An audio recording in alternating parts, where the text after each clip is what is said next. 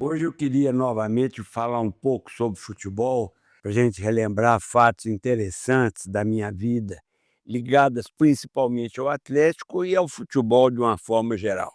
Na época de rapaz, antes de eu me casar, eu morava na rua Santa Rita Durão, na casa dos meus pais, e eu tinha uma caminhonete que eu trabalhava com ela, e aos domingos, geralmente os jogos eram só sábado e domingo, eu juntava o pessoal, aqueles rapazes e moças lá de perto, lá, enchia a caminhonete e nós íamos para o Mineirão, e eles levavam bandeiras e era aquela farra.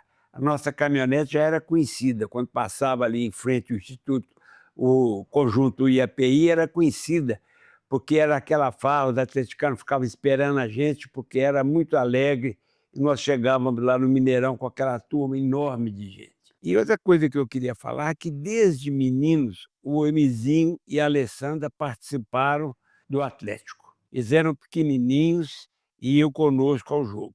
E antigamente tinha uma regra que não existe hoje, que hoje eu vejo crianças de colo participando de jogo, mas naquela época só acima de 5 anos. Então eu ficava aflito para os pés fazerem 5 anos para poderem ir comigo ao jogo. E a partir dessa época eles iam a todos os jogos, mas tinha uma particularidade engraçada, que na hora que o Atlético fazia gol e a torcida gritava, o Emizinho se assustava e chorava. Então eu ficava torcendo para o Atlético fazer o gol mais no final do jogo, para eu poder assistir o jogo.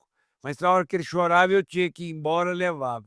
Era uma particularidadezinha dele e hoje é um dos maiores atleticanos que eu conheço. Mas desde pequeno ele fazia isso. E outra coisa, outro fato interessante, é que depois que eles cresceram um pouco, tinha a vontade de entrar no jogo com os jogadores. E ele sempre entrava com os jogadores, os dois, e entrar Alessandro e Emizinho, vestiam todo bonitinho com roupa do Atlético e entravam no jogo. E tem um dia que o Emizinho, o craque do time era o Éder Aleixo. Era o ponto esquerda, que depois foi da seleção, ele era o craque do time e era o ídolo do Emizinho. E o Emizinho queria entrar com o Éder. Então combinamos tudo, o Emizinho entra com o Éder e a Alessandra entra com outra pessoa. Acontece que eles foram lá para a entrada do campo e na hora da entrada o Éder passou e ele não sabia do que estava combinado, ele passou a mão e pegou a Alessandra e entrou com a Alessandra. E o Emizinho entrou com o João Leite. Ele ficou muito apaixonado, porque ele tinha vontade demais de entrar com o Éder, que era o ídolo dele de futebol. São curiosidades interessantes que eu quero deixar marcado. Hoje ele já está aí adulto, e não sei se ele lembra disso, mas foi um fato que aconteceu. E eu e a Marilena, por exemplo, logo que nós casamos, nós fomos morar lá na Pampulha, perto do Mineirão. E nós tínhamos cadeira cativa do Mineirão, nós tínhamos franco acesso ao estacionamento e à entrada do Mineirão. Então nós dois, a Pampulha era muito deserta naquele tempo, muito pouca casa, nós dois fomos quase que dos primeiros moradores dali do bairro São Luís, e nós saímos na hora do jantar, acabamos o jantar, que jogo tem no Mineirão hoje? Tem jogo tal. Vamos lá um pouquinho, vamos. Pegava o carro para poder fazer uma hora até chegar a hora de dormir, nós íamos sempre ao Mineirão, eu e Marilena. E aí vem um fato que marcou a nossa vida, foi a morte da Alessandra. A Alessandra faleceu com 13 anos de idade, sem ter nenhuma doença, ela se sentiu mal e faleceu à noite dormindo do meu lado. Então isso aí marcou muito a nossa vida. E nós ficamos muito tristes, eu fiquei muito abalado, Maria Helena muito abalada, e o Emizinho também muito abalado, que era o irmão dela, mais novo, tinha 11 meses e meio de diferença. O Emizinho também ficou muito abalado, e aquilo foi uma tristeza geral lá em casa. E o Adelmar, meu irmão, ele era muito ligado ao Atlético, naquela ânsia de alegrar a gente, de tirar um pouco da tristeza que nós estávamos naquela época, e principalmente o Emizinho, ele combinou com o Atlético que após o treino, que era na Vila Olímpica, os jogadores iriam lá em casa para conversar comigo, com o Emizinho, com a Maria Helena, para alegrar. E quando nós menos esperávamos, chegou para um ônibus do Atlético lá na porta e desceram todos os jogadores daquela época, desceram para conversar conosco. E eles pegaram mais o Emizinho, que tinha 12 anos na época, menino, rapazinho, e ficaram batendo papo com ele, combinaram de fazer um joguinho, nós tínhamos um campo lateral à nossa casa, e vamos trazer todo mundo, vamos brincar de bola, ficou isso muito tempo.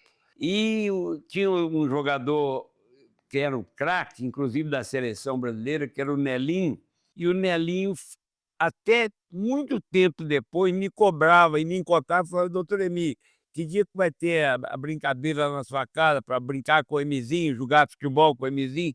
Durante muito tempo ele me cobrou isso. E nesse dia, eles levaram para o Emizinho uma camisa do Atlético autografada por todos os jogadores. E essa camisa que o Emizinho ganhou foi o embrião de uma coleção de camisas, de mais de 500 camisas que ele tem hoje, numa coleção aqui no escritório.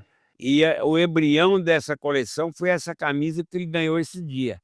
A partir desse dia, com aquela camisa autografada por todos os jogadores do Atlético, ele se entusiasmou e passou a colecionar a camisa, e hoje é um dos maiores colecionadores de camisa do Atlético do Brasil. Eu falo isso com muita honra, porque ele, tudo que ele pega, ele faz direito. E ele pegou essa questão da coleção de camisas e fez muito direitinho. E o Atlético foi marcando a nossa vida toda a vida, sempre, sempre. Nós íamos assistir jogos no interior, jogos do Rio, já falei até isso, mas tem um jogo especificamente que eu queria dizer, foi em 1969, o Atlético ia jogar com o Vasco no Rio de Janeiro. E eu precisava de passar em Barbacena para deixar um cavalo que ia ficar na fazenda de um amigo meu, do irmão da Ângela, minha cunhada, o Zizo. Esse cavalo ia ficar na fazenda dele.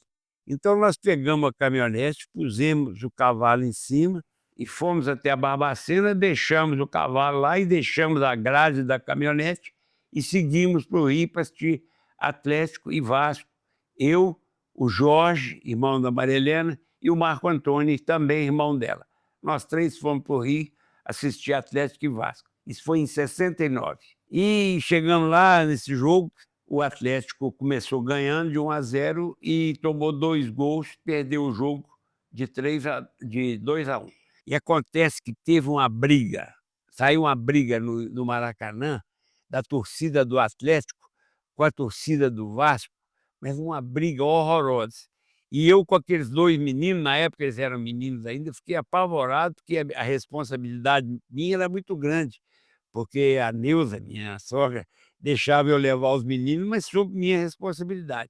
Então eu falei com eles: "Vamos embora", e a minha caminhonete era uma caminhonete nova que eu tinha comprado e com placa de Belo Horizonte, porque antigamente a placa vinha marcada de onde que ela era. Aí eu falei: "Vão embora, porque essa torcida do Vasco vai sair e vai depredar a nossa caminhonete lá fora". E nós saímos 5 minutos antes e tiramos a caminhonete e viemos embora, não houve nada não. Mas eu queria deixar isso marcado para você ver como é que é a vida de atleticano. Atleticano vai para o céu porque ele já pagou muito pecado aqui na terra. É isso aí.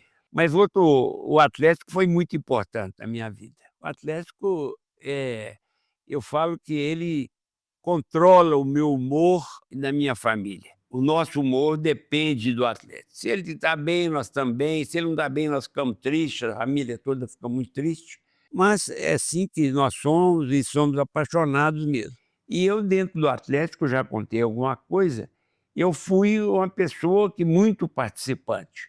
Eu fui mais de 40 anos conselheiro do Atlético, hoje eu sou conselheiro grande e benemérito, e tenho muita honra disso. E eu ganhei as 2 principais comendas do Atlético. Os principais prêmios que o Atlético pode dar a uma pessoa, eu ganhei os 2. Que um é o Galo de Prata, que está aqui em cima da mesa. O Galo de Prata é dado para pessoas que se destacam a favor do Atlético em algum setor, e eu ganhei esse Galo de Prata e ganhei a maior homenagem que o Atlético pode fazer, que é a medalha de mérito do Clube Atlético Mineiro, que eu ganhei, eu instituí, e depois que eu saí da presidência do conselho, o conselho que estava lá quis me premiar com essa medalha. Eu tenho muita honra dessas 2 comendas que eu tive do Atlético, e o Atlético é tudo para nós. Nós vivemos o Atlético 24 horas, sabemos tudo e acompanhamos mesmo. Então a vida futebolística da gente é muito interessante e marcou a minha vida. E agora também a gente poderia falar um pouquinho do Atlético sobre a ida a Marrocos. O Atlético teve um ano de 2013 muito feliz. Nós não ganhamos o Campeonato Brasileiro, mas ganhamos a Copa do Brasil em 2014 e em 2013 nós ganhamos a Libertadores. E fomos disputar o Campeonato Mundial em Marrocos. E eu, como eu era presidente do conselho na época, e fui com Maria Helena para assistir o jogo, e o Emizinho aproveitou, não foi conosco, ele aproveitou para levar os 2 filhos deles para conhecer algumas coisas na Europa. Eles foram na Itália, foram na França e depois foram para Marrocos encontrar conosco. Então foi sensacional a viagem de Marrocos. O Atlético disputando o Campeonato Mundial, nós tínhamos uma esperança muito grande, talvez não de ser campeões, mas de chegar na final com o Atlético, porque nós íamos pegar o Bayern de Munique. Na final era muito difícil, o Bayern era um dos melhores times da Europa, e nós fomos então com essa esperança. A viagem a Marrocos foi sensacional. O Atlético ficou, e eu fiquei também como convidado, num hotel maravilhoso nos arredores de Marrocos. É um hotel, ele era 6 estrelas. Não é o único hotel 6 estrelas do mundo, mas ele era um hotel 6 estrelas. E dentro desse hotel tinham aras de cavalos árabes do dono do hotel. Ele criava os cavalos árabes no fundo do hotel. Então nós tínhamos 2 coisas para ver. Além do Atlético, aquele viver, aquele dia do Atlético, nós tínhamos um aras de cavalo árabe que eu ia lá ver, sensacional, os cavalos maravilhosos, e inclusive parece que o segundo ou terceiro melhor cavalo árabe do mundo estava nesse lugar e se apresentou lá na véspera do jogo do Atlético.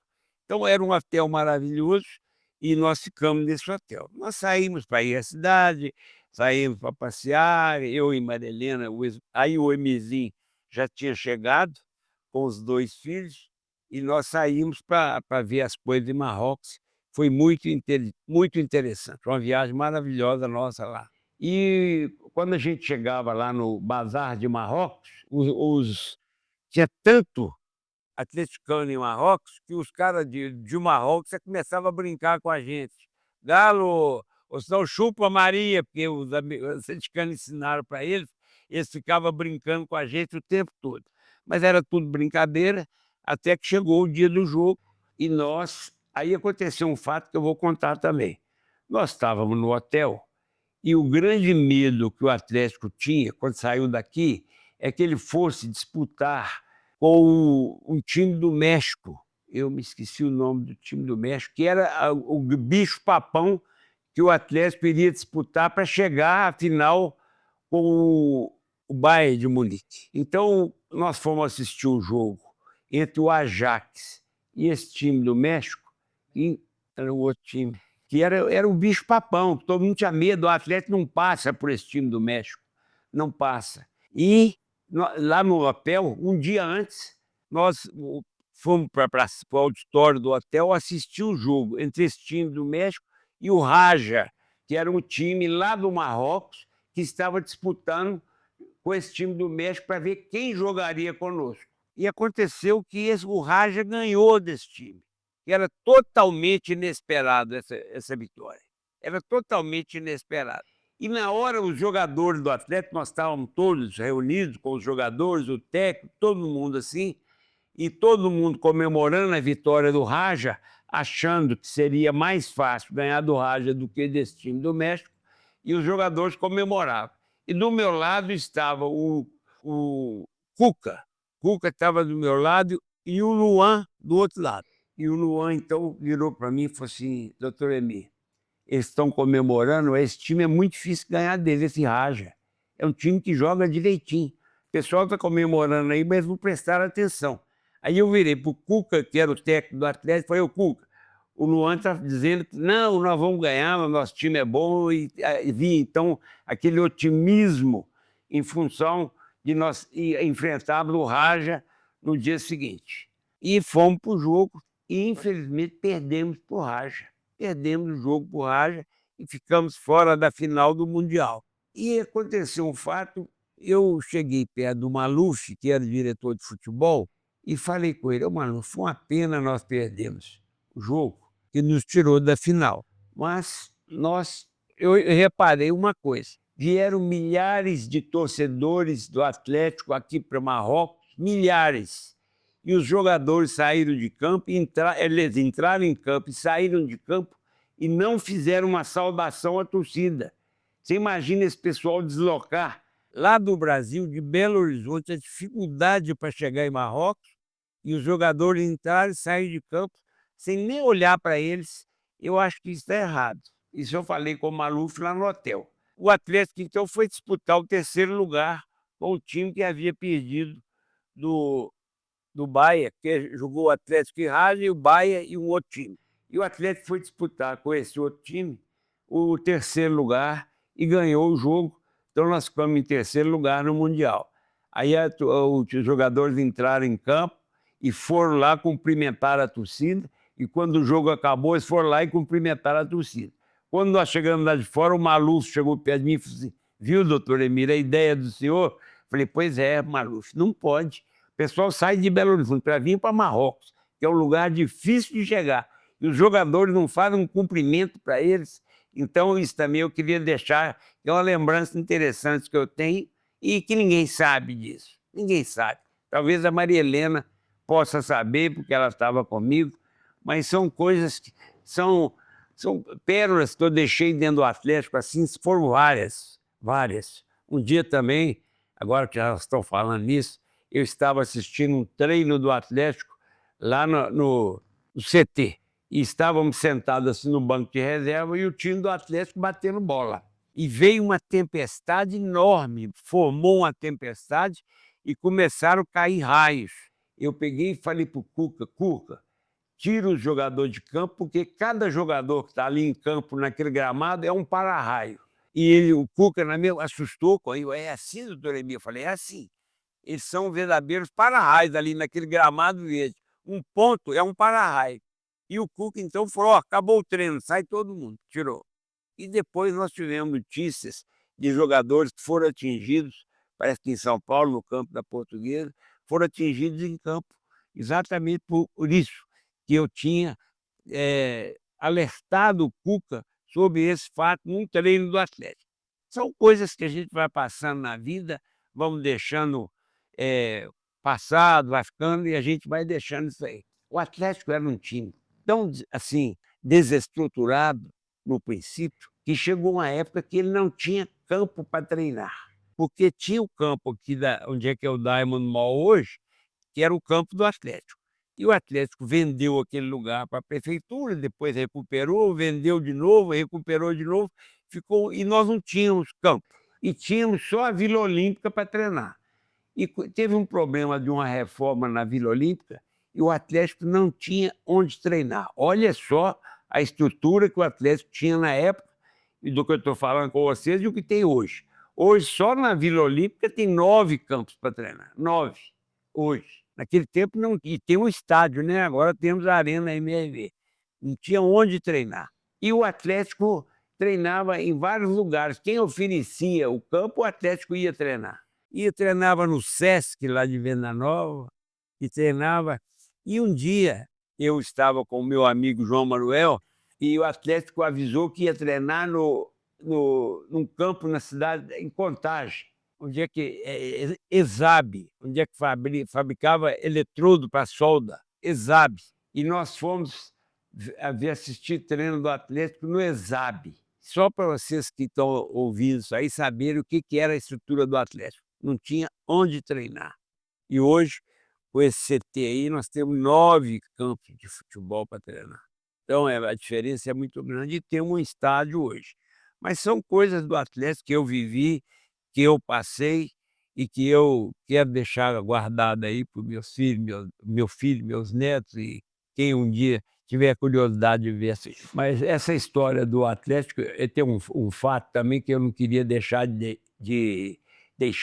deixar registrado para vocês, um fato que pouca gente sabe, poucas pessoas têm conhecimento disso. E outro dia, numa reunião do conselho, nós estávamos falando sobre o Centro de Memória do Atlético, E eu então contei essa história lá que poucas pessoas conheciam e que vocês vão tomar conhecimento agora. O campo do Atlético era aquele campo lá em Lourdes, era um campinho pequeno, mas dava para treinar, dava para jogar, mas o Atlético cresceu, Belo Horizonte cresceu e aquele ali ficou pequeno, cabia acho que 5.000 torcedores ou 6.000, era muito pequeno para o Atlético e o Atlético tinha outros sonhos e construiu a Vila Olímpica, passou para lá e começou a fazer o CT, então o Atlético foi tentando crescer. E o campo aqui de Lourdes, o Atlético numa necessidade financeira muito grande, chegou a um ponto mas de desespero tão grande, que o Atlético ia fechar. Aí a prefeitura de Belo Horizonte, na época, fez um negócio com o Atlético, desapropriou o Atlético do campo e pagou um valor que foi a sobrevivência do Atlético na época. E o Atlético conseguiu sobreviver com aquilo e, por iniciativa de alguns vereadores, a prefeitura redoou para o Atlético aquele terreno, que aquele terreno foi doado para o Atlético na construção da cidade. Na construção, não. Depois de alguns anos de Belo Horizonte existindo, porque o campo do Atlético era onde é hoje, em frente ao Mercado Central, era ali que era o campo do Atlético. Depois doaram o estádio de Lourdes, doaram um quarteirão para o Cruzeiro e um quarteirão para o América lá em Santa Efigênia. Então os 3 times receberam uma doação de um terreno. O Atlético perdeu o terreno a primeira vez, retomou e depois, numa outra situação muito grave, novamente a prefeitura desapropriou o Atlético e deu um valor em dinheiro para poder sobreviver ao Atlético. E esse aí foi mais drástico, porque em 1974, o governador Rondon Pacheco resolveu utilizar aquela área onde era o campo do Atlético para fazer a Feira da Paz. Feira da Paz é uma feira das nações, onde cada país coloca a sua barraca, vende sua comida, vende seus produtos típicos. É muito interessante, Feira da Paz, e aquilo gerava algum dinheiro para as instituições sociais do governo. Então foi feita a Feira da Paz. Mas lá era um campo de futebol. Como é que faz uma Feira da Paz num campo de futebol? Vamos asfaltar o campo de futebol. Quem foi contratado para fazer isso? Cadar Engenharia. Meu Deus, a Cadar Engenharia, de 2 donos da Cadar Engenharia, apaixonados com o Atlético, vão ter a incumbência de arrancar aquela grama que tantas vezes nós fomos lá para ver jogos, torcer, sofrer. Nós tínhamos que arrancar aquele gramado todo e depois colocar os materiais de base e pavimentar aquele estádio para ser a Feira da Paz. E a Cadar Engenharia, como tinha contrato com o governo, recebeu essa ordem e não teve outra alternativa a não ser ir lá e fazer o serviço. E nós arrancamos a grama toda e tiramos aquela grama do estádio e fizemos a terraplenagem para fazer o caimento da água, chama superelevação, que a gente faz para a água não ficar parada no meio, fizendo um caimento. Quando nós estávamos fazendo esse caimento, me ligaram aqui, eu estava no escritório, me ligaram, então me corre aqui, que nós encontramos um negócio aqui. Aí eu fui lá depressa, quando chegamos lá, a patroa, a moto niveladora nossa, tinha pego uma coisa substancial, grande, que eles acharam que era um baú. E os operadores e os trabalhadores nossos estavam lá, acharam que era um baú com um tesouro que tinha sido enterrado lá, e correram todos achando que ia achar joia e tudo, mas acharam uma joia muito grande. O que era naquilo lá? Tinha um presidente do Atlético, em 1967, Betinho Naves, que foi um ótimo presidente, e ele quis fazer daquele Atlético um centro esportivo com o nome do pai dele. Então ele criou o Centro Esportivo Tomás Naves, que era o nome do pai dele, que também tinha sido um atleticano daqueles mais apaixonados, o Tomás Naves. E o Betinho quis criar o Centro Esportivo Tomás Naves. E nessa a pedra fundamental, ele colocou dentro desse baú, de uma arca, ele colocou a ata de fundação do Centro Esportivo colocou os jornais da época, colocou uma série de publicações falando sobre centro esportivo, muita coisa. Ele enterrou tudo nessa arte e enterrou lá como pedra fundamental. E acontece, ele pensava que aquilo ali ia ser achado daqui a 100 anos, 200 anos, e a pessoa ia abrir, ia ter todas as informações sobre aquele centro esportivo. Acontece que o centro esportivo não vingou, e o governo mandou nós fazermos a terraplanagem lá para fazer, e nós achamos aquele tesouro. Pegamos aquilo tudo, trouxemos aqui para o escritório, o lixo separou tudo, limpou, que tinha caído terra lá dentro, no momento que a máquina bateu, caiu terra dentro dele, tirando tudo, e entregamos tudo para o presidente da época, presidente do Atlético na época, que era o Afonso Paulino. Afonso, isso foi encontrado, são relíquias do Atlético que nós estamos te entregando. Entregou. O Centro de Memória do Atlético não tem conhecimento onde foi parar isso.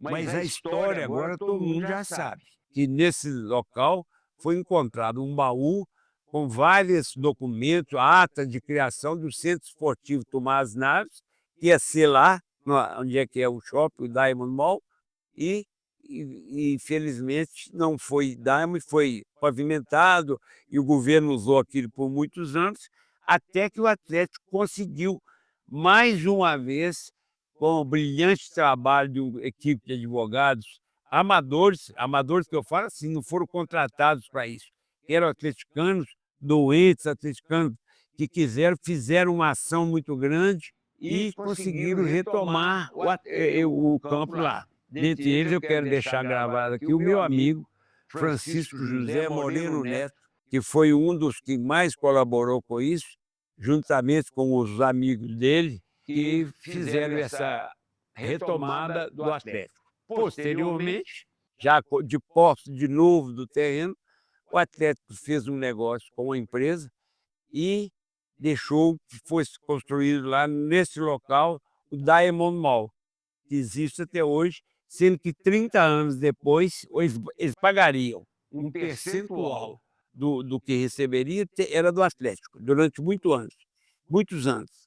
Isso ultimamente, para vocês terem ideia, em 2022, 2023, era mais ou menos 8 milhões por ano, 8 milhões de reais por ano, que era pouco, não sei quanto, vocês fazem a conta aí, quanto que era isso. E era pouco. E eles construíram o shopping durante 30 anos. 30 anos depois, o shopping seria do Atlético, todo.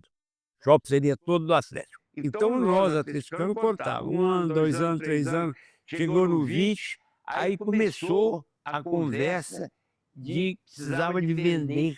O Atlético queria ter o estádio dele e não tinha dinheiro para fazer. Começou a história, a partir do 23º ano, de vender uma parte do shopping, pegar o dinheiro e fazer um estádio com ele. Acontece que nessa época surgiu um grupo de atleticanos muito endinheirados e resolveram doar para o Atlético um terreno lá perto na Via Expressa, perto do anel rodoviário, para que o Atlético pudesse fazer uma quadra de futebol. E esse terreno, nós não acreditávamos nisso. Como é que é? Dar um terreno, era meio brejado, mas também se vai virar um campo de futebol. E nós tínhamos um shopping.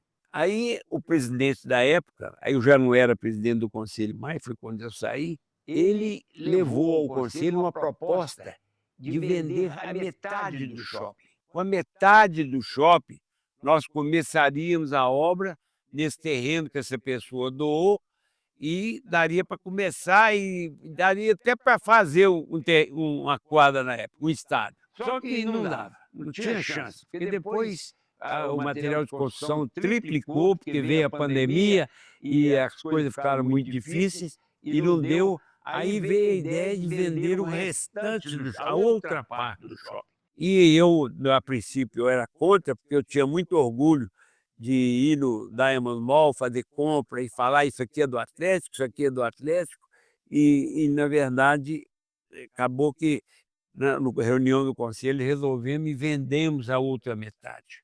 Ou a outra metade do Atlético. Então, com o shopping todo, e mais algum dinheiro que foi posto, o Atlético construiu hoje, tem a Arena MRV, que é um campo maravilhoso, um local maravilhoso para 45.000 espectadores, mas que é nosso. Está lá o escudo do Atlético, é do Atlético, e é um orgulho para todos nós atleticanos isso. Então eu acho que o negócio que não era grandes coisas ficou bom. Por quê? Se você raciocinar, nós trocamos um estádio de 5.000 lugares em Lourdes por um estádio de 45.000, super moderno, todo maravilhoso, lá no bairro Califórnia.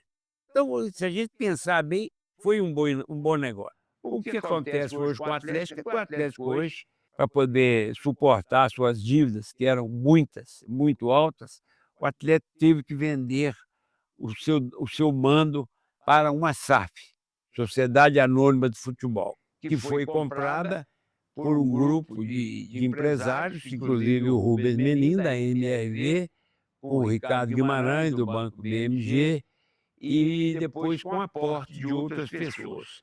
Mas acontece que o Atlético hoje aí veio e o Atlético vai ficar zerado, aí eu bati o pé no conselho, liguei para os conselheiros todos, nós temos que ficar com a parte.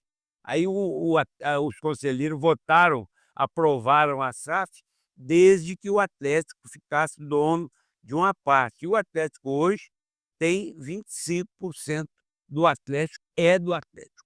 Então não é de SAF, ninguém nunca vai, e esse número nunca vai poder mudar estatutariamente, nunca vai poder mudar, porque senão começa a pedir aporte, quem tem dinheiro aporta e o Atlético não tem dinheiro para aportar, ia diminuindo.